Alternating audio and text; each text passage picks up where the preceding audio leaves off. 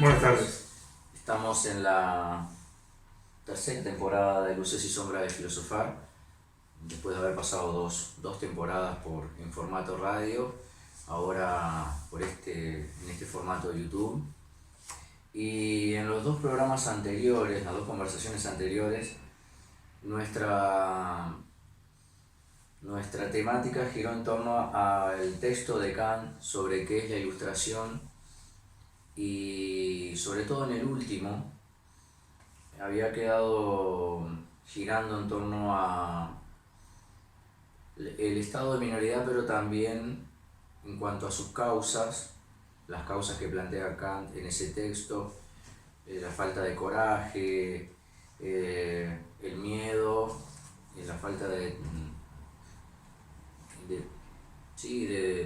en la toma de decisiones, digamos, la pereza, la cobardía.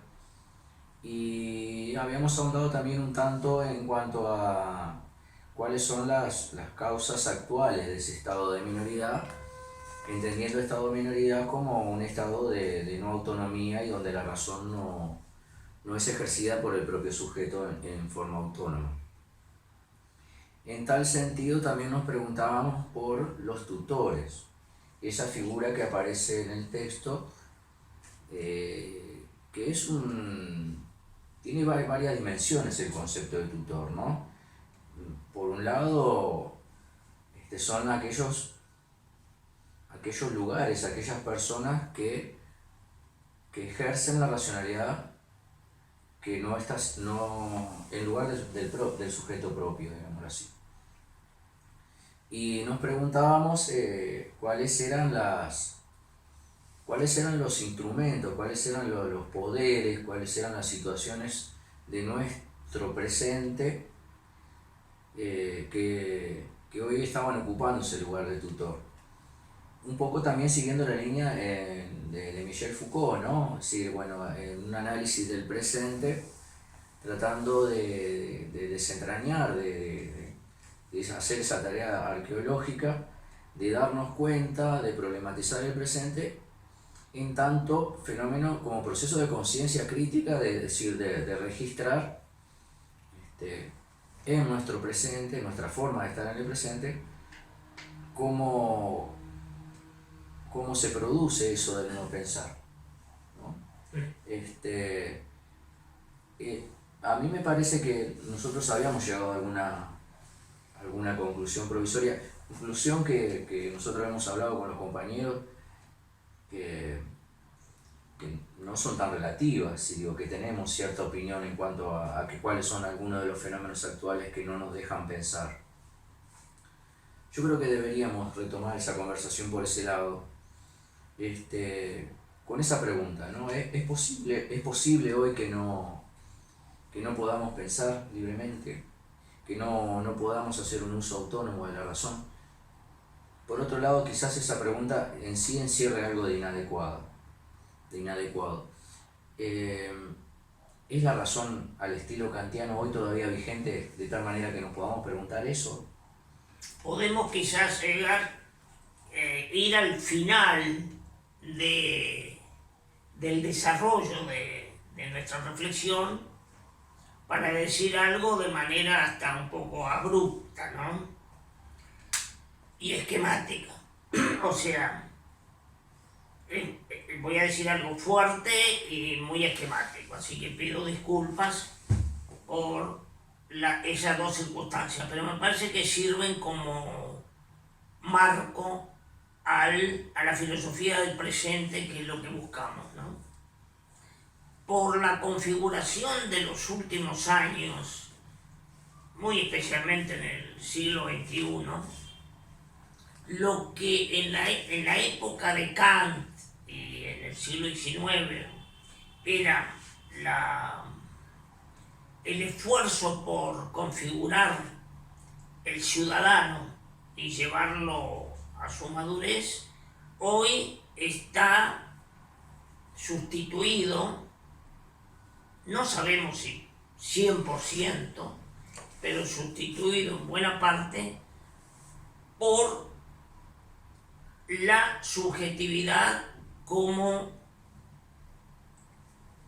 un compromiso con el consumo, ¿no? El hombre no como ciudadano, sino como consumidor. Porque el mercado, digamos, con la M mayúscula, es quien determina el qué hacer, incluso el qué pensar y el qué desear.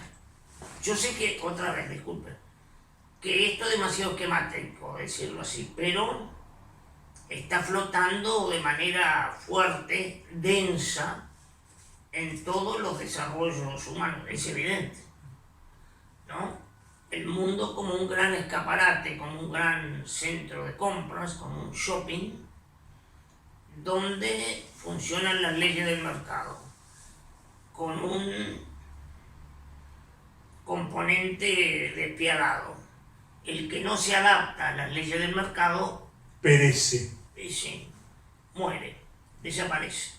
Me parece que Julio hace un señalamiento directo a un conjunto de mecanismos que podemos llamar dispositivos de la dominación, ¿no? Dispositivos de control. Y señala uno que tiene mucho contacto con el universo del deseo, con ese otro aspecto, con esa otra dimensión de lo humano, que no aparece, con esa dimensión de lo humano que no aparece bien para mí tematizada o referida por Kant, en la que el sujeto es construido en el marco de una dualidad, ¿no? Es construido en función de una tensión entre, dice Kant, la razón y los impulsos, ¿no? Las inclinaciones naturales. Las inclinaciones naturales. El ser se define en el marco de un antagonismo, ¿no?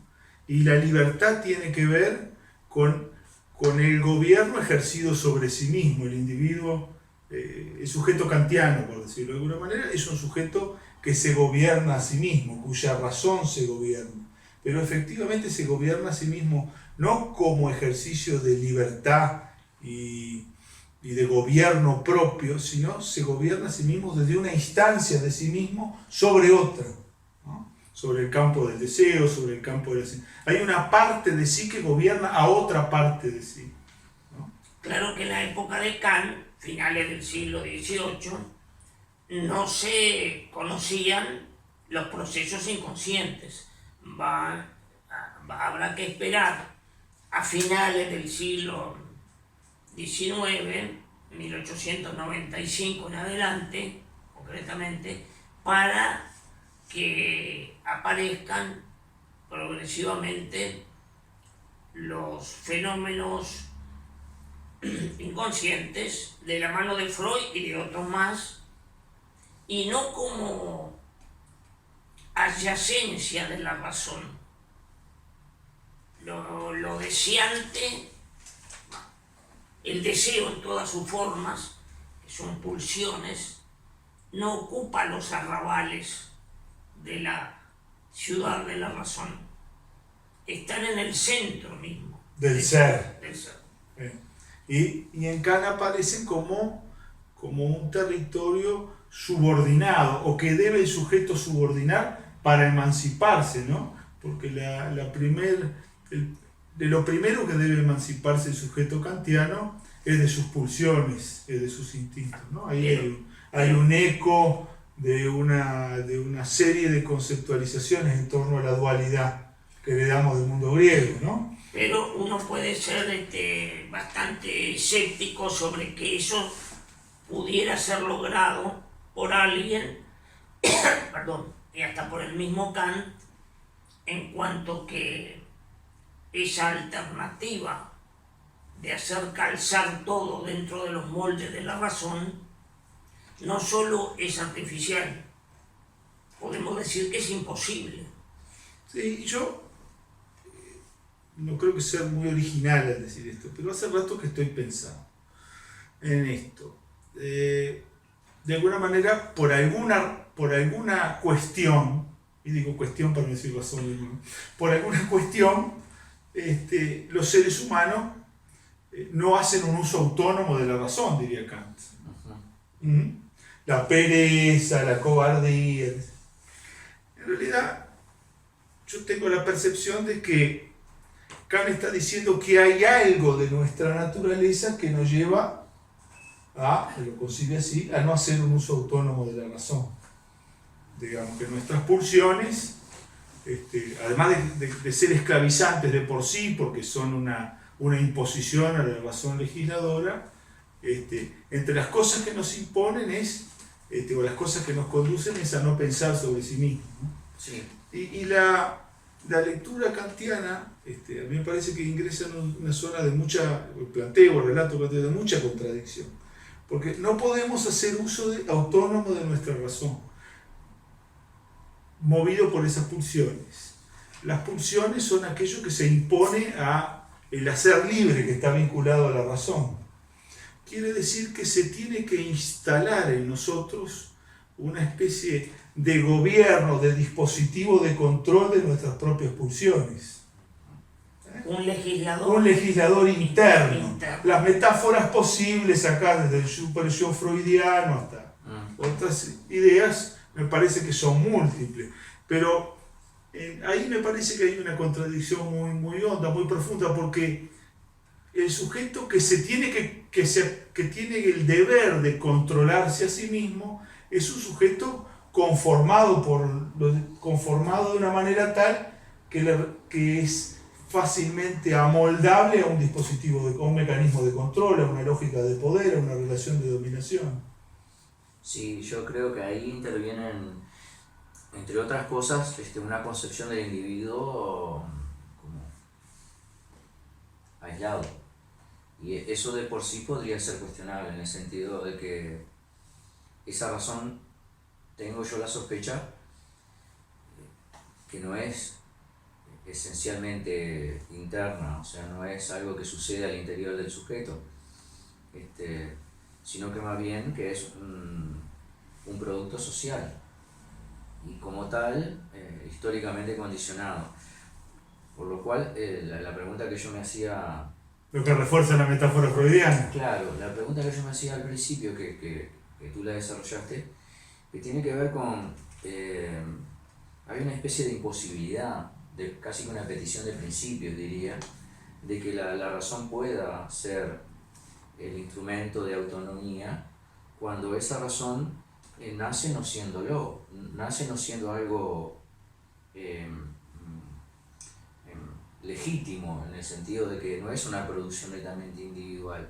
Entonces tenemos que plantearnos, me parece, la autonomía desde otro lugar, con todos los riesgos que implica lo que vos acababas de decir, que entonces esa razón está en manos, por ejemplo, de la educación, está, por ejemplo, en manos de otros factores sociales que la van a condicionar en el modo en que se expresan en los sujetos. La educación, la pobreza, la violencia, la explotación son fenómenos que van a afectar a la constitución de esa racionalidad. Si eso es más o menos cierto, cosa que yo sospecho que algo de eso hay, si a eso le agregamos efectos nuevos como pueden ser el consumo, los medios masivos de comunicación, el efecto de las redes sociales, el pensar autónomamente ya no puede ser pensado exclusivamente desde la razón. Es decir, la autonomía no puede ser un producto solamente de la razón. Por ejemplo, intuyo yo que esa autonomía, por más que uno reivindica el pensamiento y la razón como un instrumento crítico, esa crítica tiene que estar atravesada o constituida por algo que está, que son aspectos subjetivos, pero que son sociales y que están más allá de lo racional también. Y ahí se complica un poco la cosa, veo, porque esa racionalidad de la cual nos habló la modernidad, siguiendo a ese modelo kantiano, después con el tema del deber, ¿no? Es decir, que impone una cantidad de restricciones y de reglas para que el sujeto se limite.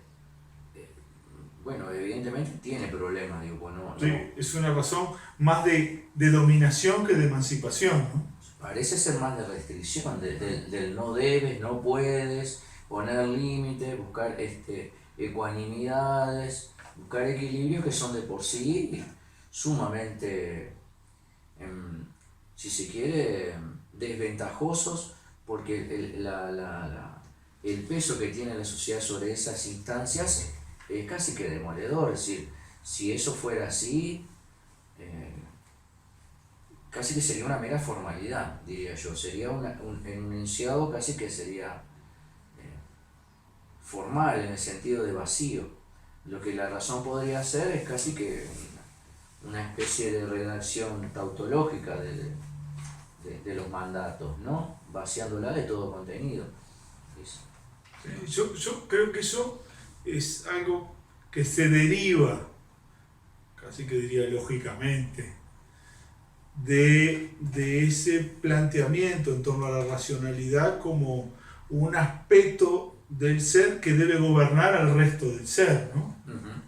Desde esa construcción de la razón como una especie de poder interno del sujeto, de instancia de control del propio sujeto, de instancia concebida para domeñar las pulsiones naturales del hombre, me parece que se deriva una idea de la razón que tiene más que ver con la dominación que con la emancipación. Bueno, en ese sentido, esa línea que tiene un punto neurálgico, un punto nodal en Kant, después llega a su culminación como proceso en Hegel, con su famoso, bueno, Hegel es muy complejo de por sí, no vamos a entrar en él, pero aquello de que todo lo real es racional y todo lo racional es real, implica una culminación de esta propuesta de una racionalidad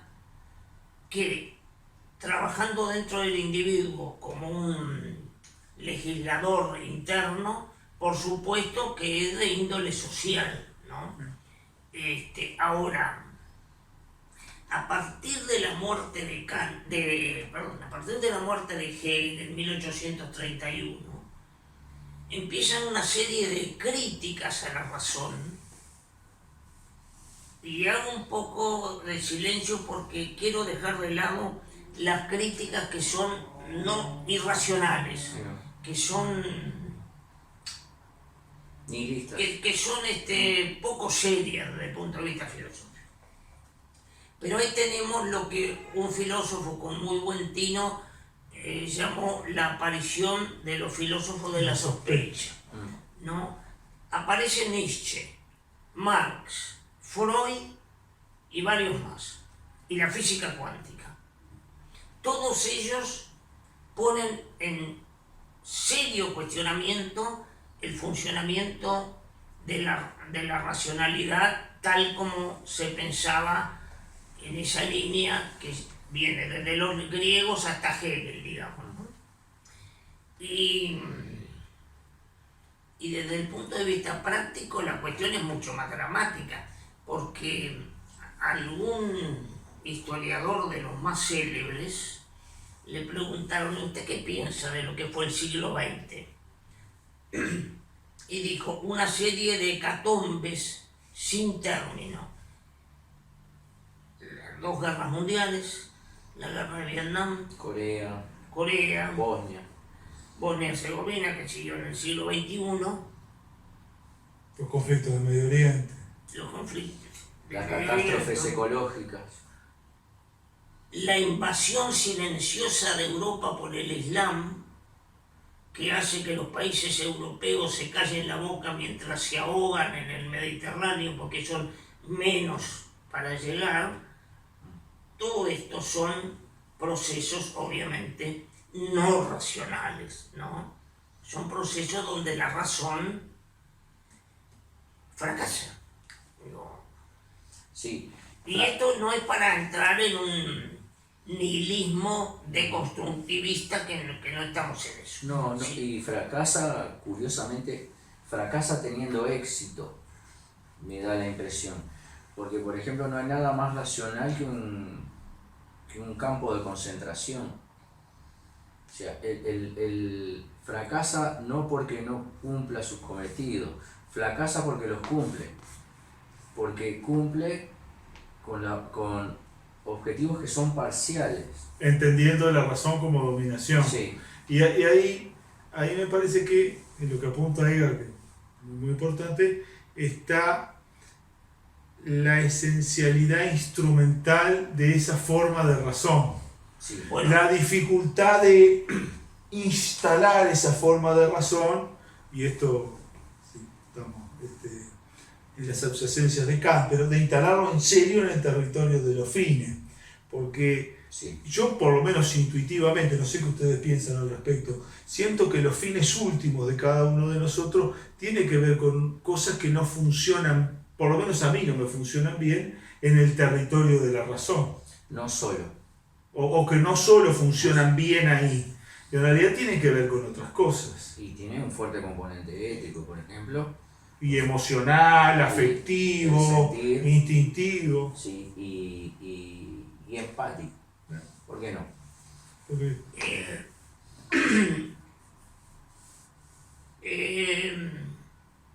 lo que dijiste hace un momento, de que es un fracaso contradictorio, Sí, porque es como que el resultado lógico, sí, aunque sea entre comillas, de su propia evolución, se ve en el Lager, ¿no? En alemán, el campo de concentración.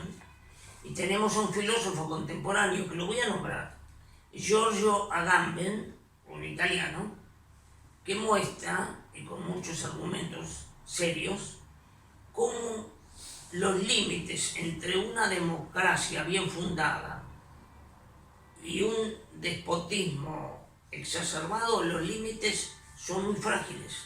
Se puede pasar rápidamente, muy rápidamente, de uno al otro, y cómo entonces atrás del soberano, uno cuando piensa en el soberano puede pensar en el rey, pero el soberano puede ser una democracia constitucional, el demos. una Duma o una asamblea, una un asamblea parlamento. como la de la Revolución Francesa.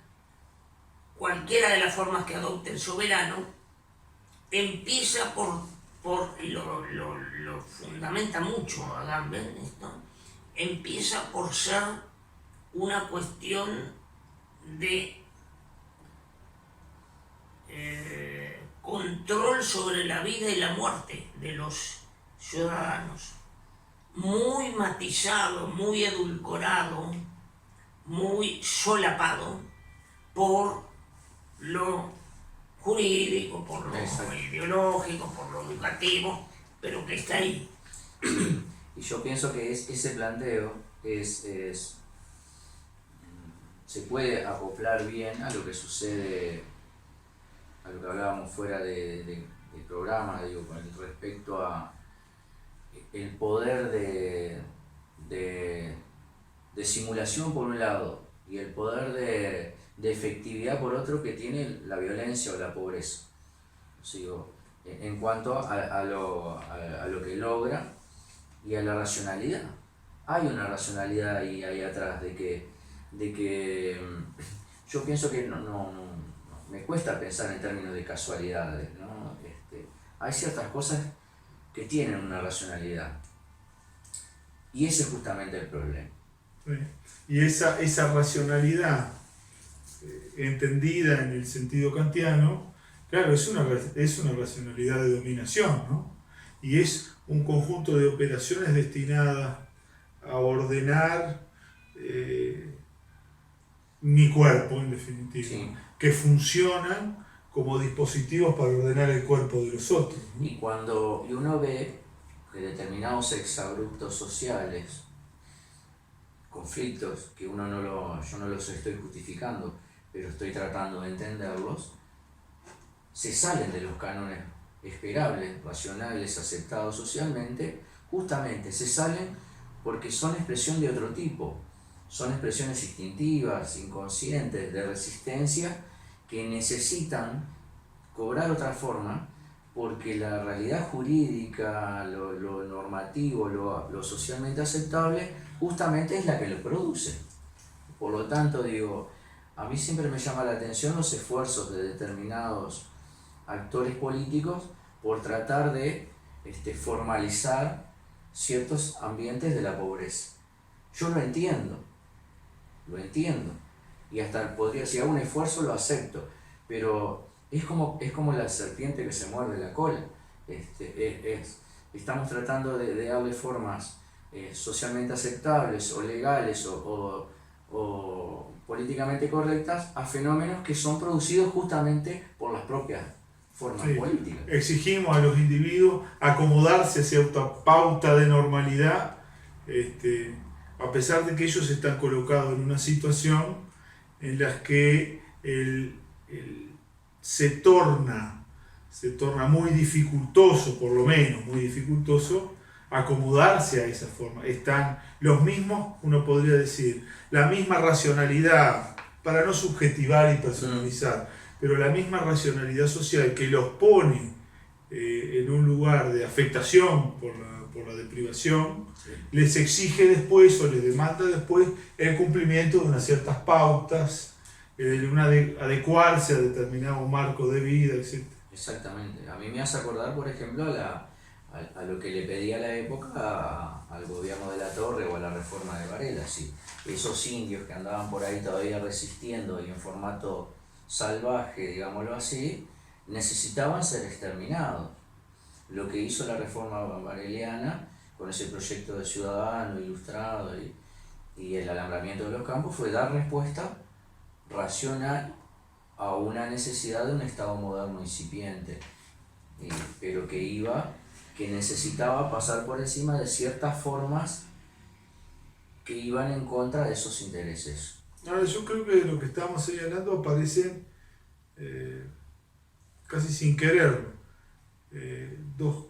dos dimensiones de la dominación, o dos dimensiones o dos manifestaciones que tienen que ver con la dominación y que en definitiva se contraponen a la realización de esa subjetividad autónoma kantiana, ¿no? Uh-huh. Opuestos.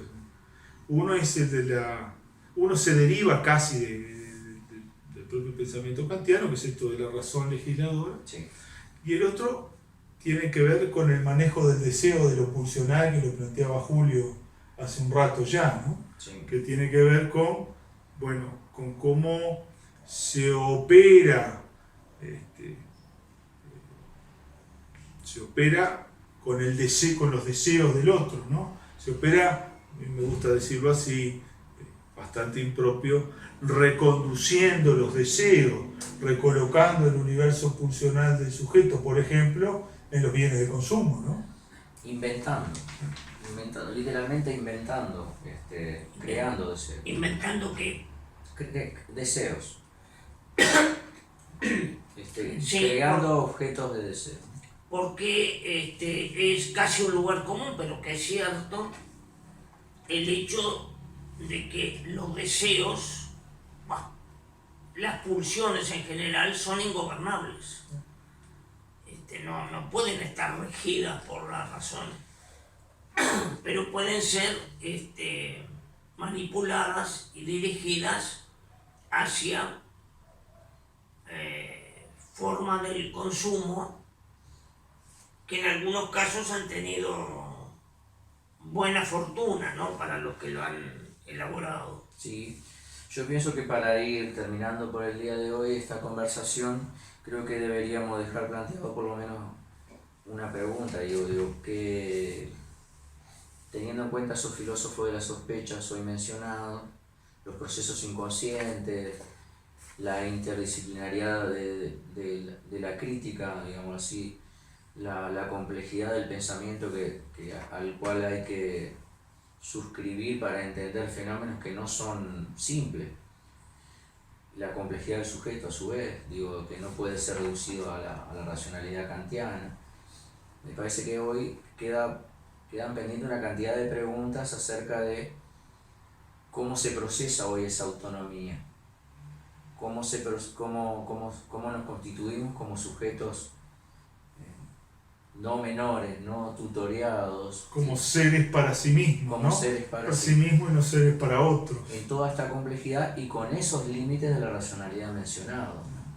Seres que somos racionales Y que, y que además somos emocionales, pulsionales, sí, ¿no? sí, Y que somos privados de nuestra condición de seres para sí por dispositivos que operan en el campo de la racionalidad, pero también en el campo y, del manejo de lo pulsional, de lo emocional. exacto, y digámoslo también, con mucho aporte de la ciencia detrás, que no son mecanismos de manipulación, sino más azarosos o circunstanciales. Hay, por ejemplo, en los medios de comunicación, hay antropólogos, hay sociólogos, hay psicoanalistas, digo, no son cosas que son pura improvisación. Bueno, Y que funcionan de manera muy eficaz, ¿no? ¿cómo no? Muy eficaz a través de dispositivos muy poco visibles, muy poco percibibles. Sí, señor. Muy bien. Bueno, Dejamos por hoy. Buenas tardes. buenas tardes.